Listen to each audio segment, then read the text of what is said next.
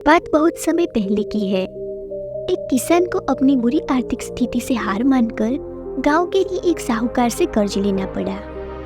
लेकिन काफी वक्त बीत जाने पर भी वह साहूकार का ऋण नहीं चुका पाया। गांव का वह साहूकार बूढ़ा और देखने में बदसूरत था। उसके अनुचित स्वभाव के कारण गांव में उसे कोई पसंद नहीं करता था। किसान के परिवार में उसके और उसकी एक बेटी के सिवा और कोई नहीं था। उसकी बेटी बहुत ही सुंदर और अच्छे स्वभाव की थी। किसान ने उसे बड़े ही लाड़ प्यार से पाला था। वह अपने पिता के साथ ही खेतों में काम करती थी। पर एक दिन उस बूढ़े साहूकार की नजर उसकी खूबसूरत बेटी पर पड़ गई और वह उस पर मोहित हो गया। वह मन ही मन उससे विवाह करने की सोचने लगा।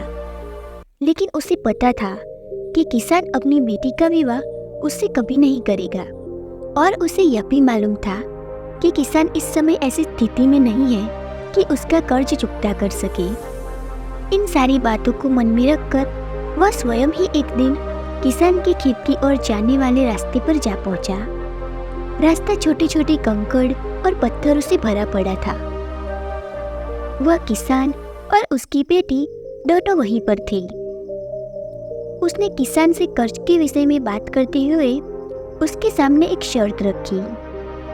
शर्त यह थी कि अगर उसने अपनी लड़की का विवाह उससे कर दिया तो वह उसके सारे ऋण को माफ कर देगा, वो भी ब्याज सहित। शर्त यह थी कि अगर उसने अपनी बेटी का विवाह उससे कर दिया तो वह उसके सारे ऋण को माफ कर देगा, वो भी ब्याज सहित।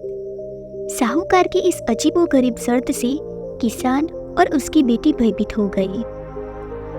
उस धूर्त साहूकार ने आगे सुझाव देते हुए दोनों से कहा कि चिंता करने की कोई बात नहीं। इस शर्त का फैसला न मैं करूंगा न आप। इसे अपने भाग्य पर छोड़ दें। इतना कहते हुए उसने अपनी जेब से एक पैसे की खाली पोटली निकाली और उसे दिखाते हुए कहा कि मैं इसमें एक काले रंग का और एक सफेद रंग का कंकड़ रखूंगा।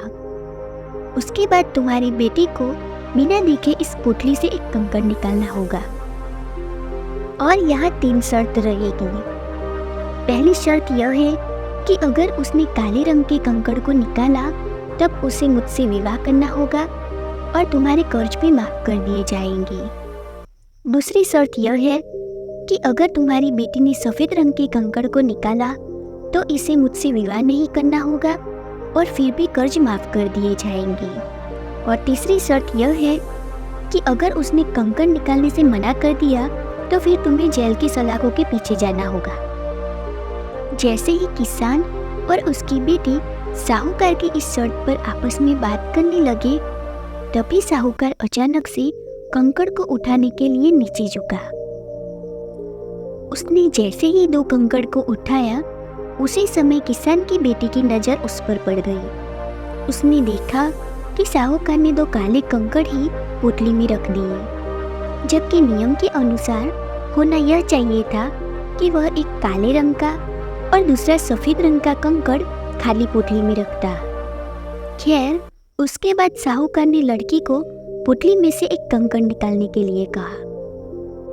किसान की बेटी ने साहूकार के कहे अनुसार ही पोटली में से एक कंकड़ निकाला और उसे बिना देखे हुए जानबूझकर कंकड़ को पत्थरों से भरे रास्ते पर धीरे से उछाल दिया, जिससे जल्द ही वह काले रंग का कंकड़ भी अन्य कंकड़ों में मिल गया। उसके बाद उस लड़की ने झूठा खेद व्यक्त करते हुए कहा कि अरे मैं कितनी लापरवाह हूँ, कंकड़ कैसे मेरे हाथ से उछल गया मुझे समझ में ही नहीं आया।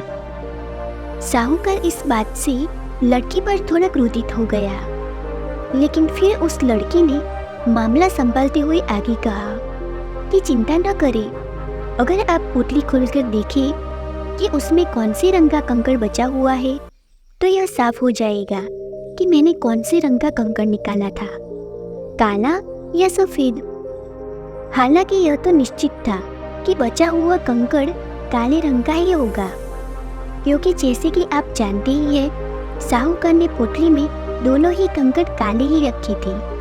तो इस प्रकार यह सिद्ध हो गया कि लड़की ने सफेद कंकड़ ही निकाला है। अब साहूकार चाहकर भी अपनी बेईमानी को प्रकट नहीं कर सकता था।